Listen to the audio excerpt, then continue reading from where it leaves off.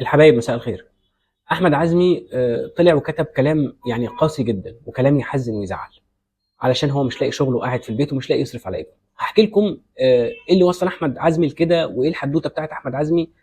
بس خلوني اقول لكم، اللي يعرف احمد عزمي زيي كونه ان هو وصل للمرحله دي وكونه ان هو طالع يطلب شغل، فده يعني الموضوع جاي معاه من الاخر، يعني خلاص جاب اخره. لان احمد عزمي ده بيتكسف من خياله، يتكسف يعني يطلب كوبايه ميه من حد. طب اقسم بالله كوبايه ميه، يعني لو قاعد معاك وعطشان وفي بيتك يكسف يقول لك انا ممكن اشرب. فكون ان هو يطلع قدام الناس كلها ويطلب شغل، فده يعني خلاص، لان هو حتى قال في كلامه يعني انا قاعد في البيت ويا ريت زمايلي يساعدوني ويعني يوفروا لي فرصه عمل. انا راجل ممثل وما بعرفش اشتغل غير الشغلانه دي، بس انا خايف اموت زعلان، خايف اموت من الحزن على ابني. انا عايز يعني اطمن على ابني، اامن مستقبل ابني، اعمل له اي حاجه. انا خلاص ضعت بس مش عايز ابني يضيع فيما معناه يعني. طيب ايه اللي وصل احمد عزمي لكده؟ وقبل ما اقول ايه اللي وصل احمد عزمي لكده او ايه حدوته احمد عزمي مع الدنيا اللي ممكن اصلا تيجي على اي حد، عايز اقول لكم بقى احمد عزمي يقعد في البيت، الموهوب الشاطر يعني المحترم، واللي مش موهوبين ما لهمش فيها يعملوا بطولات. اه، ما اعرفش ليه. احمد عزمي كان حاله ماشي كويس جدا والدنيا كانت معاه حلوه وكويسه، وحصل موقف في حياته، ويمكن انا حكيته قبل كده ويمكن هو حكاه. اخوه اتقتل قدام عينه، اتخانق مع صاحبه، طعنه كام طعنه، موته، خلص عليه. ساعتها احمد عزمي ما كانش عارف يعمل ايه، لا هو عارف يجيب حق اخوه فهو كمان يروح في داهيه، ولا عارف يعمل ايه. بدا يهرب من الدنيا ومشاكلها بالادمان بشرب الخمور. وبعدين اتمسك ودخل السجن 6 شهور. الكلام ده كان تقريبا 2013. كل حاجه اتغيرت، خسر كل حاجه.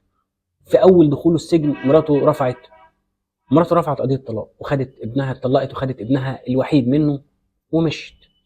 وصحابه ما سالوش عنه وزمايله في الوسط ما سالوش عنه. باع عربيته وباع شقته وخسر فلوسه كلها وهو في السجن عشان يعرف يصرف وهو في السجن كويس، ويصرف على القضايا ومش عارف ايه المحامين الى اخره. خرج بعد ال6 شهور يا جماعه، انسان تاني، في الشارع مشرد، لا عربيه ولا بيت ولا زوجه ولا ابن قاعد معاه ولا شغل ولا شهره ولا اي حاجه خالص.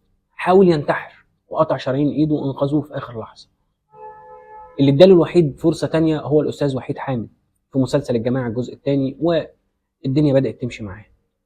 هو بيقول ان مفيش حد من زمايلي وقف جنبي ولا سال عليا حتى بعد ما خرجت من السجن، قليل جدا جدا اللي كانوا بيسالوا عنه. هو قال الاستاذ عمرو عبد الجليل، الاستاذ احمد رزق من الناس يعني اللي سالوا عنه، الاستاذ باسم سمره، المجموعه اللي كانوا حواليه. وبعد كده خلاص بدات الدنيا تمشي معاه، بس مش تمشيش معاه قوي. وصل الحال باحمد عزمي بعد ما كان بيقدم بطولات باسمه وراجل يعني الدنيا مكسره الدنيا معاه، ان هو يقبل بمشهد ومشهدين يطلع كومبارس عشان يعرف يجيب قرشين يصرف بيهم على ابنه وعلى نفسه ومشي حاله.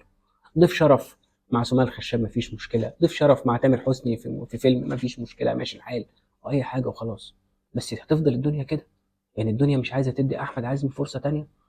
طيب انا بكلم الناس اللي انا اعرفها واصدقائي وعلاقتي بيهم كويسه، استاذ ياسر جلال، استاذ احمد السقا، استاذ احمد العوضي، استاذ كريم عبد العزيز، استاذ احمد عز.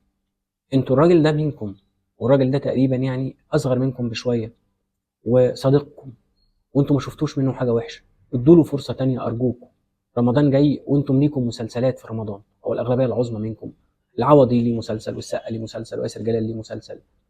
فارجوكم اقفوا جنب الراجل ده، ادعموه، ادوا له ادوار، ما تدولوش مشاهد، ما تقللوش منه قوي، ما تهنهوش قوي. هو ما يستاهلش كده. هو خلاص غلط وحاسب على كل غلطاته، وربنا سبحانه وتعالى يعني بيغفر. احنا مش هنغفر؟ احنا ما نديش فرصه تانية؟ اقفوا جنب الراجل ده علشان لا قدر الله لما حد منكم يقع يلاقي اللي يقف جنبه. وانا عارف يا عزمي، متاكد ان شاء الله ربنا سبحانه وتعالى هيكرمك. شكرا جزيلا.